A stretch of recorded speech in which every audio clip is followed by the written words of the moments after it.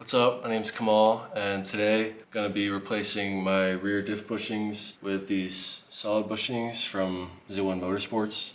I already got the rear diff out, so this video is just going to be replacing the bushings themselves, which we have this one right here, which will go in the subframe, and then we have these four, which replace the bushings at the front of the diff. If you want to see how to remove the diff, I'll put a link in the description of a video I filmed just on how to get this out of the car. And then also, along with having the solid diff bushings, we also have a removal tool and an install tool, which ZV-1 also sells those. A long time ago, I looked up people replacing their bushing, and a lot of people didn't use these tools. They would just use like a reciprocating saw, like a torch like this actually, and just torch out the old bushing and then just cut the outer ring of the bushing to get it out. And a lot of them, you know, also cut into the subframe because it's kind of hard to just get the ring. So these tools are helpful to just get it out clean. As always, ZV-1 has pretty good instructions. We've already looked through them. You can actually tell that mine was going bad because you can see it was leaking right here.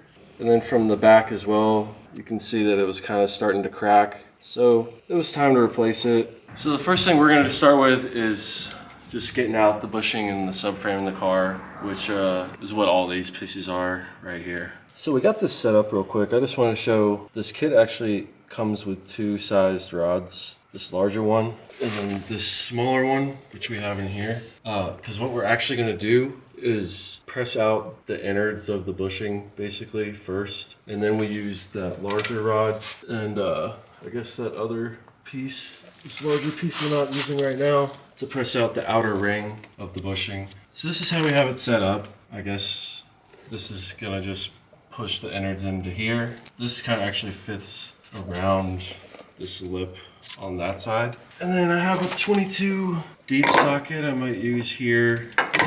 These are all 22 millimeters, so I have a couple things I can use. I'll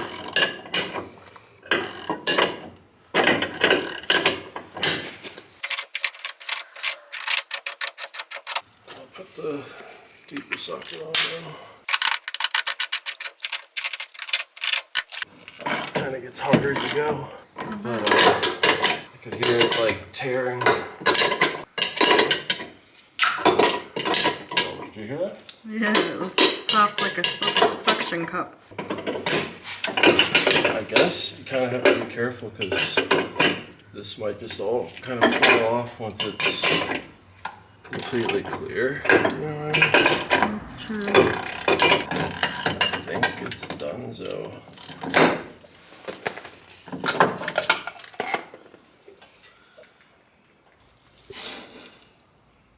But there you go. Technically, it should like leak fluid, but there wasn't any left in here, as you guys can see. This thing was completely dried out. All right, so just finished getting this set up with the larger rod. So now you don't need these smaller pieces. We're using that larger piece though. So that larger piece is actually what sits perfectly in here and will push that ring out. And as you can see, the way this nut is on here, it actually sits in between these grooves. So you don't need a 32 millimeter on this side. These just kind of lock it into place and we'll pull it through. And then the same housing around the outer lip on this side. And the other side you have a washer, and then the other 32 millimeter nut. So we'll just start torquing down on this side and it should start pulling through.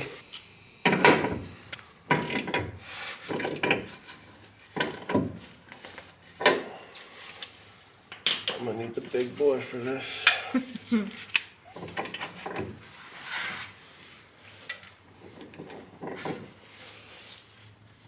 Can you see it moving at all? Yes, I can. Yeah, you need a big breaker bar for this. Yeah, it looks like you're struggling under there, babe. Alright, so we just finished getting this pressed out. It was pretty difficult and tedious, that's why we didn't film the whole thing.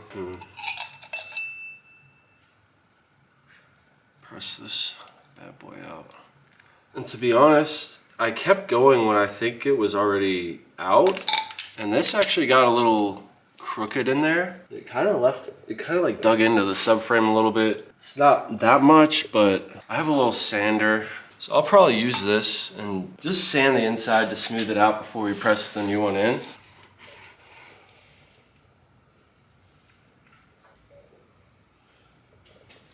I just finished sanding the inside and also just spraying brake clean to clean up everything around here.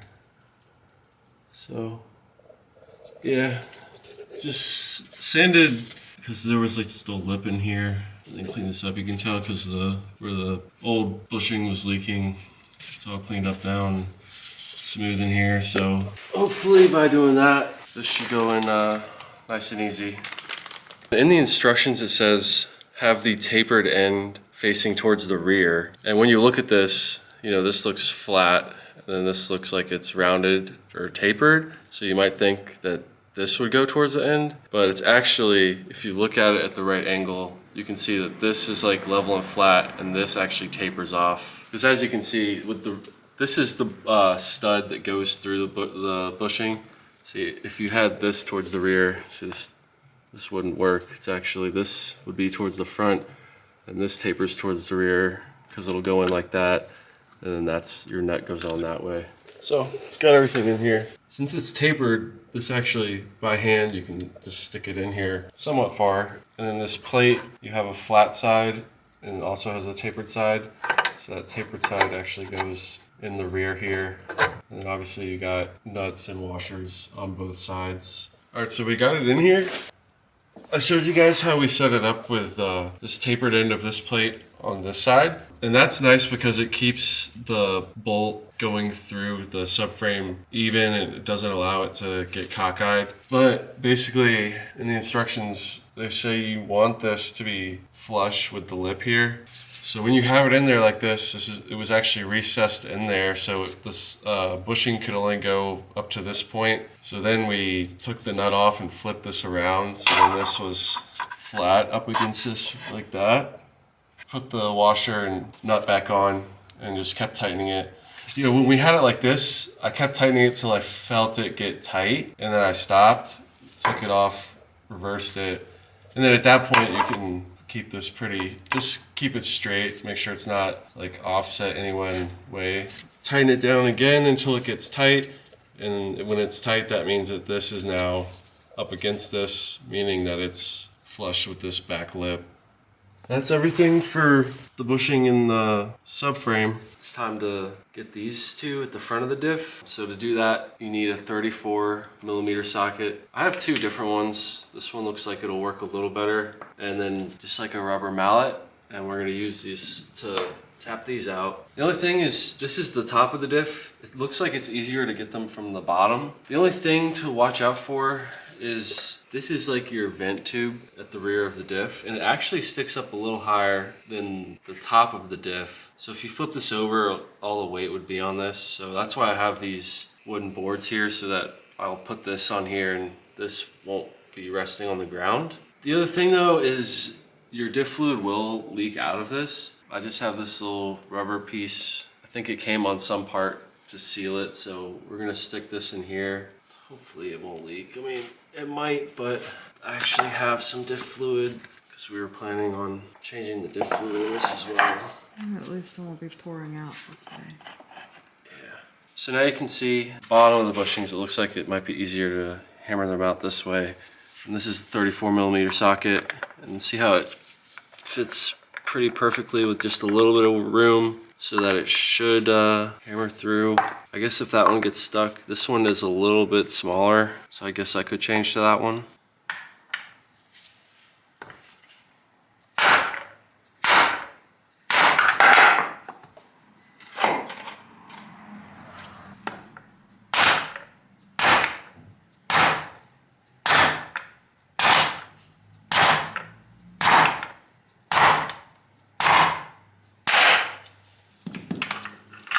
Well, that was easier than I thought it would be. And you notice this too. Ours don't look identical from left to right. See, this one, when it was in here, you saw how it looked like that. And see, this one actually looks a little different, as you can see. I don't know if one was replaced or if that's how they are. All right, so we just finished getting that second one. I know you guys saw us get this first one, which was easy because it looks like this part, the metal even comes up over here. This one was a lot more difficult. We torched it, tried a bunch of things, and it just didn't really want to go. As you can see, the metal part's actually a lot thinner, and when I was hammering on it, it almost seemed like I was just indenting the bushing and it wasn't really moving. So after heating it and everything and using WD-40 to try and loosen it up, what we ended up doing was on the underside, you can see how it has a lip that actually sits on it. So you can see how this one's actually kind of bent now because we used a chisel and like got in between that and the diff and just separated that part, went back up top again, and it started moving. But instead of using the mallet, I used my dead blow. The only reason that you wouldn't really want to do that is because you could mess up your socket, but it still looks all right. And these larger 34 mil sockets are pretty beefy anyways, so use that to kind of break it loose, and then I went back to the mallet and just kept hammering on it until it finally came out. And then what I just finished doing was I used my sander again and just kind of, well, on this side I guess you can see a little more, just cleaned it up because was a little rust, it had like surface rust. And just kind of cleaned up the inner tape because at the ends, each end is a little bit tapered, I guess, to start the new bushings or things like that. So we just we'll mallet these in. I think they should go in pretty easy. You have this thinner set and then this thicker set, as you can see, 2 of each. Do you remember which ones go where? The thick ones go on top and the thin ones go on bottom. Okay. All right, so we just smack these in, and the like we said, the thin ones go on the bottom, the thick ones on the top. The only odd thing is this one didn't need to be smacked in really. We tried both of these on both sides, but this one's just loose on that side. Like when you move it left to right, you can just feel the tiniest bit. So I'm still just gonna put it back up that way. I mean, it'll be all right. So just finished wrapping everything up, and actually I was gonna point out these. The 2 front diff bushings have these rubber grommets on the bottom, and then these little metal discs on top. I'll show you what I mean when I get under here.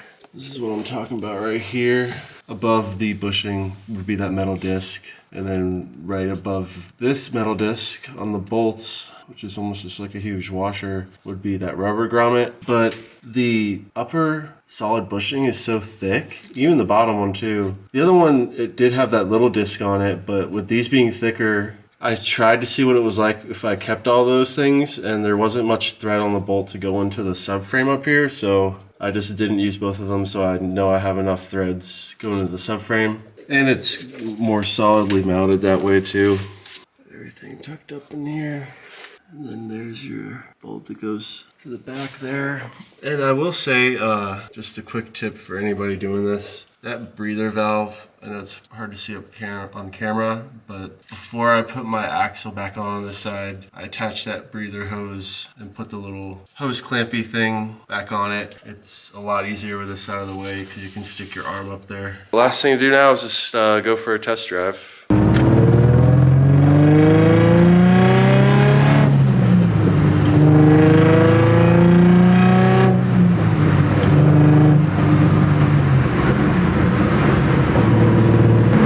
Driving around, and I can definitely feel a difference. I feel like before when I would shift, it just felt a little clunkier back there. I think due to the fact that that rear bushing, it didn't have any more fluid and there were like tears in the bushing. So I feel like there was a lot of movement. And I've looked at other videos where people actually will put a GoPro back there so you can see the movement of the stock one when it's worn out versus something like we installed, which is a solid one. So yeah, I mean, I don't know how to describe it, but I guess in particular when shifting and I guess on and off throttle, I can feel like it's just more solid back there. As far as the noise, like, I guess it's a little noisier, but a lot of my interior back there is already gutted, so it's kind of harder for me to tell the difference as to what it would be like if you had a stock Z with the stock interior and everything. So but yeah, thanks for watching. Please like the video and subscribe to the channel. It helps us out. And I'll see you all in the next one.